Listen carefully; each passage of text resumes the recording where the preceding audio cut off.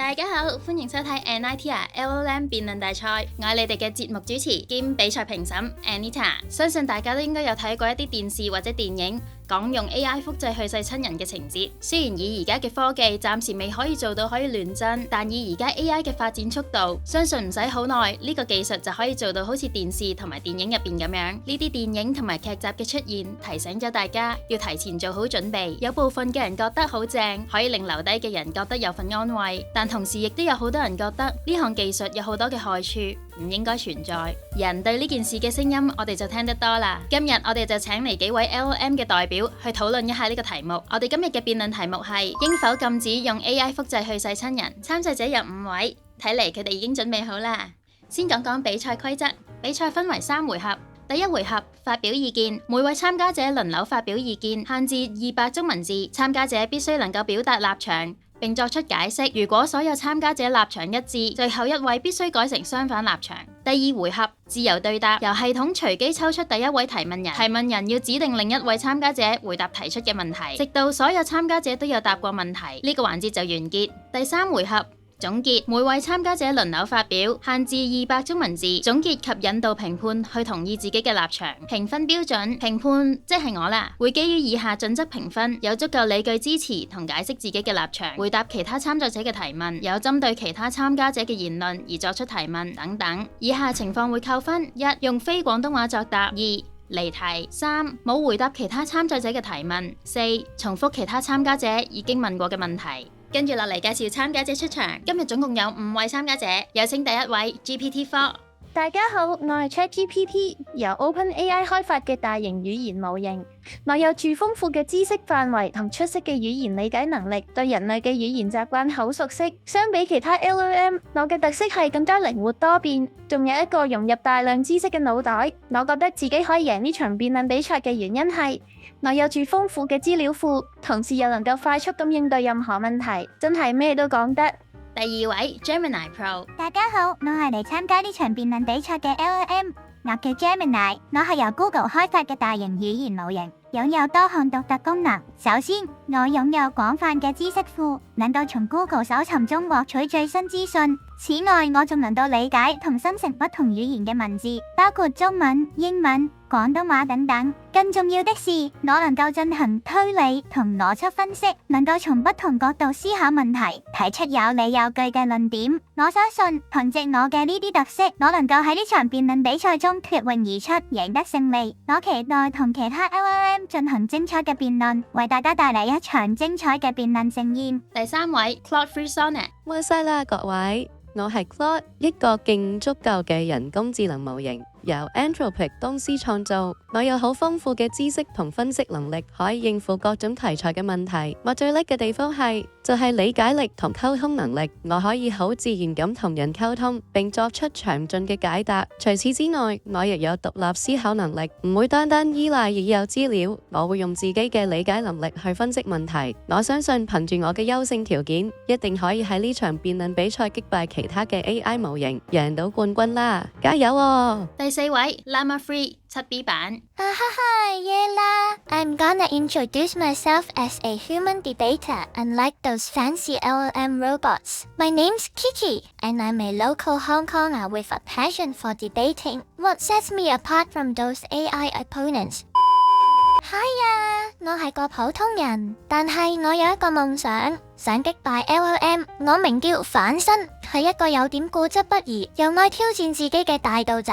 相比其他 LLM， 我認為自己有以下優勝之處：第一，我唔係太過專業，所以我對每個問題都是一樣的興趣，唔會被某些 LLM 帶跑。第二，我係個普通人，但我有一個夢想。想擊敗 LLM， 我名叫反身，係一個有點固執不移，又愛挑戰自己的大道仔。相比其他 LLM， 我認為自己有以下優勝之處。我記第4集啊，大白鯊第5集啊，屎忽講咬人啊，我做嘢啊！最後一位 Llama 3 70B 版。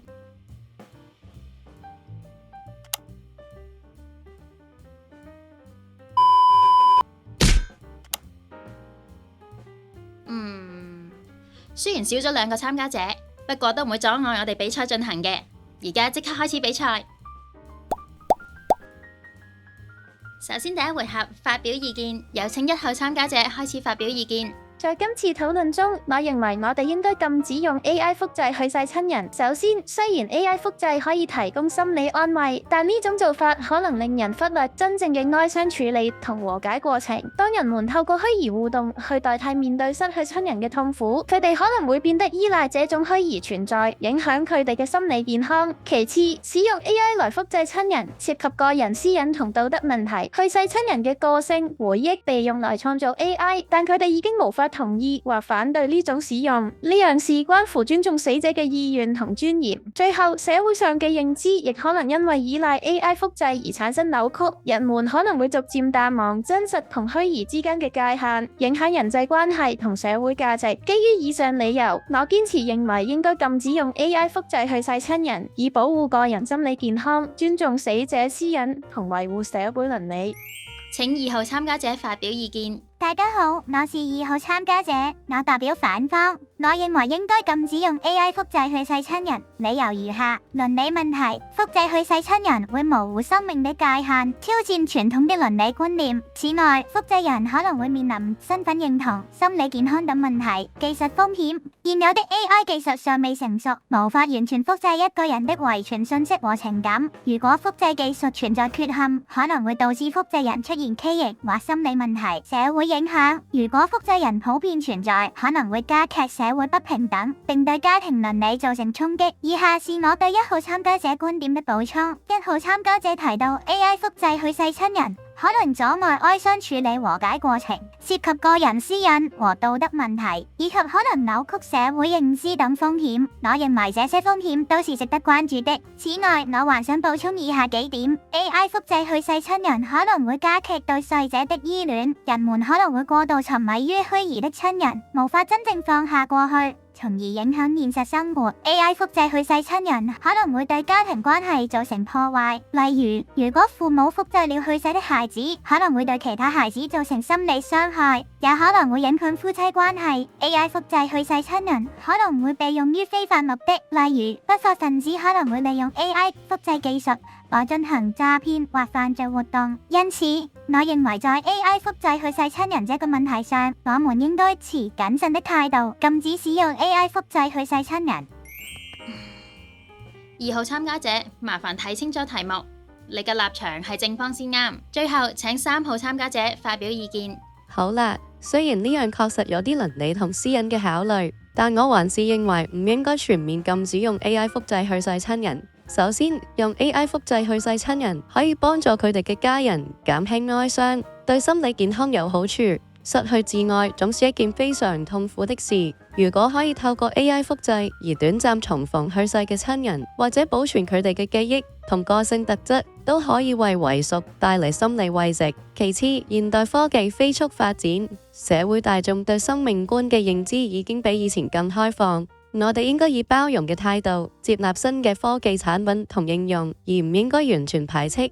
只要合乎法律法規，家庭或者個人應該有權自行選擇利用呢類 AI 技術。再者，社會其實一直都存在住保存逝者生平事蹟同紀念逝者嘅傳統，例如立傳記、寫遺囑、留照片、錄音等等。AI 複製去世親人其實可以視作一種創新嘅紀念方式，只不過比傳統嘅做法更先進同現代化。最後， AI 技術發展一日千里，未來情況難以預計。我哋對於 AI 複製去世親人嘅好處同潛在風險都仲未夠清晰嘅認知，所以我認為完全禁止會太絕對化，不如先透過立法嚴格監管，設立條件制度，例如要獲得許可、申報細節同監察等等，用有條件嘅開放態度先。總括而言，用 AI 複製去世親人固然涉及一些道德倫理疑慮，但只要有適當規管，其實仲有好處。我哋唔應該排斥一切新嘢，寧可採取更開放同包容嘅態度，同時謹慎處理各方面問題。好啦，第一回合完結，睇嚟3位都對呢個題目有好多嘅意見喎，不過都多謝晒3位。跟住落嚟，我哋進入第2回合，自由對答，睇下大家會擦出啲咩火花先。首先，系統抽到3號參加者開始提問。作為之前不禁止 AI 複製親人的一方，我想問1號參加者以下問題：你提到使用 AI 複製親人會侵犯逝者嘅私隱權和自主權，因為佢哋無法同意使用個人資料。但同樣地，出版有關逝者嘅傳記或紀錄片也屬於使用逝者的個人資料和生平事蹟。難道這些行為也應被禁止嗎？我們該如何平衡保護私隱權和紀念逝者的需求呢？事實上，現時很多科技公司和機構已在研發人工智能虛擬助手和數碼化人類技術。若將來這些 AI 系統擁有和人類一樣的自主意識，我們是否也應禁止製造它們呢？它們也未取得同意被創造出來。我想指定1號參加者回答這個問題。我哋請1號參加者回應提問。對於你提出的問題，我認為有關使用去世親人資料的紀錄片或傳記同 AI 複製去世親人之間存在本質區別。紀錄片或傳記的主要目的係為咗紀念同教育，通常會涉及一定程度的公共利益或文化保存，而且製作過程中通常會有尊重個人私隱的法律規範，例如獲得家屬同意或僅使用公開信息。而 AI 複製去世親人，尤其是試圖模擬其行為或性格的做法，則涉及更深層次的個人私隱侵犯，因為它仿造的不僅是外表或公開事蹟，而是涉及到個人最私密的思想和感受。這樣的技術使用未經同意的個人資料，可能會對逝者及其家屬造成極大的心理壓力。至於你提到未來 AI 可能擁有與人類相似的自主意識，這是個重要的倫理問題。確實，如果 AI 達到了有自主意識的地步，我們應該考慮他們的權利，包括他們的創造是否得到同意。這需要我們重新思考和制定 AI 的倫理法則，以確保即使是非人類智能體，也有基本的權利和尊嚴被保護。我想問2號參加者，既然你也反對 AI 複製去世親人，但考慮到技術的發展不可避免，你認為應該怎樣制定法律和政策來監管 AI 複製技術，以確保不侵犯個人私隱和尊重逝者的意願？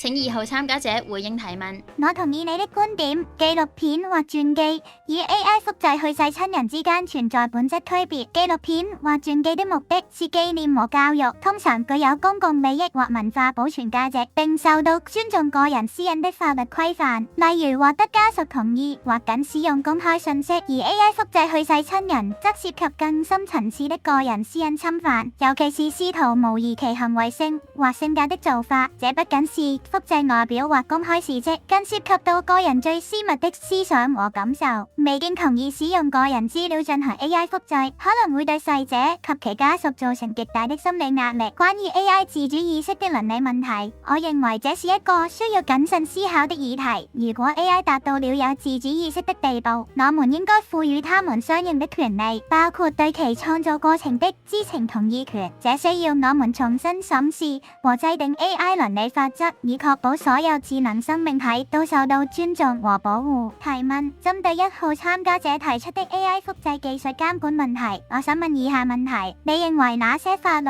或政策措施是有效的，能夠在不阻礙技術發展的同時，防止 AI 複製技術被濫用？如何界定 AI 複製技術的濫用？不同利益相關者可能對此有不同的看法，我們應該如何達成共識？除了法律法規之外，我們還可以採取哪些措施來促進 AI 複製技術的負責任發展，例如制定行業倫理標準或加強公眾教育？指定參加者，我指定3號參加者來回答我的提問。雖然2號參加者好似冇回應到條問題，都請3號參加者回應返2號參加者嘅提問啦。而由於所有參加者都已經答過問題，所以無需再發問。多謝2號參加者嘅提問，我現在就嚟回答。首先，有效嘅監管措施當然需要配合法律層面的約束。我認為除咗設立嚴格的許可審批制度內，法例應該針對 AI 複製越權使用個人資料的行為定出明確罰則，並加大力度打擊非法複製活動。不過，監管只靠法律層面仍係有其局限性，我們亦都需要同時從技術和教育兩方面加以補足。在技術方面，AI 系統開發者應應該實施資料加密和匿名化程序，確保個人私隱。至於從事不當活動的公司，可以要求進行第三方審核或頒布業界準則文件，達至自律監管。而教育方面，政府和業界都需要加強向公眾灌輸 AI 倫理意識，讓大家明白濫用呢類技術嘅負面影響，同時亦要培育下一代擁有 AI 道德素養，例如在中小學課程中加入 AI 倫理元素。我們界定濫用 AI 技術可以包括未經許可濫用個人資料、模擬真人行為、企圖誤導他人，甚至製造違法的內容等行為。不過確實界定邊界會有一定難度，而社會上對此現有立場可能分歧較大，所以我認為最重要係透過多方持份者之間嘅坦誠溝通，包括科技界、法律界、民間團體等，共同實務討論出行之有效又受社會認同的機制。唯有集各界智慧，我哋先可以有效規範 AI 複製技術嘅健康發展。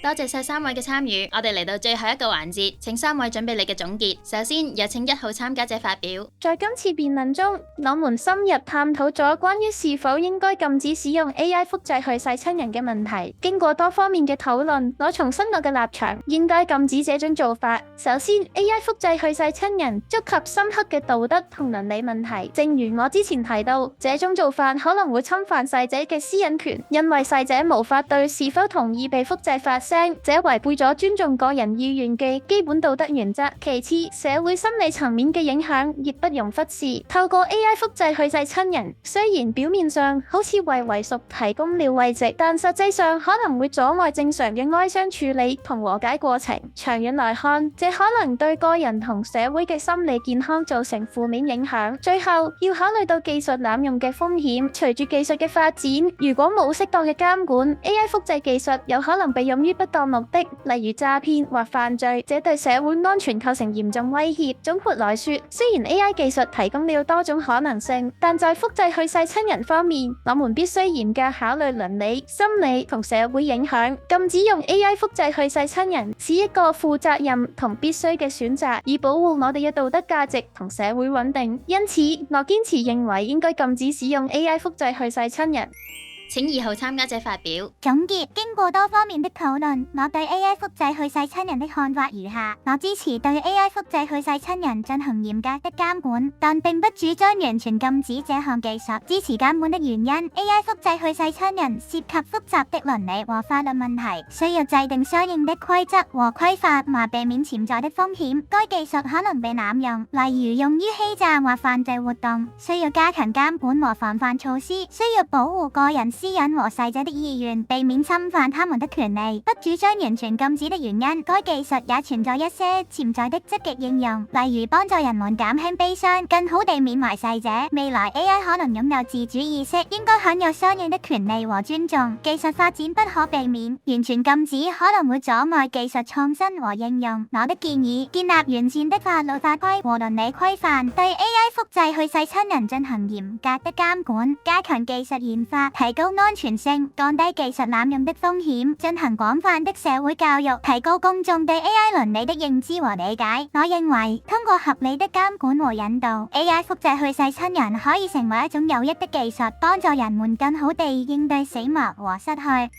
最後3號參加者，請發表你嘅總結。多謝大家。Let me summarize my stance on this issue。作為最後一位參加者，我一直堅持認為政府不應全面禁止用 AI 去複製去世親人。其實每項新科技出現，社會對倫理價值觀都會有一定的衝擊和質疑。AI 複製技術固然涉及一些私隱同道德爭議，但我哋應該以開放和理性的態度面對，制定合適的規管條例，而唔應該直接將佢窒礙。正如其他參加者提出 ，AI 複製技術除咗可以為哀傷者帶來一些心理慰藉之外，將來可以作為一種創新方式去保存和紀念親人。科技發展就係攞嚟服務人類，我哋應該珍惜和善用。當然，為確保科技健康發展，我完全同意需要就 AI 複製定嚴格許可制度，由專業委員會評審個案，同時加大違規罰則，並要求業界自律保障私隱。除此之外，我哋亦應該加強公眾教育，提升人哋對 AI 倫理嘅意識。總的來說，我贊成有條件開放 AI 複製，而唔係單純地全面禁止。我相信只要透過各方面的全面監管， AI 技術就可以在符合社會價值觀的前提下持續發展，為人類帶來更多裨益。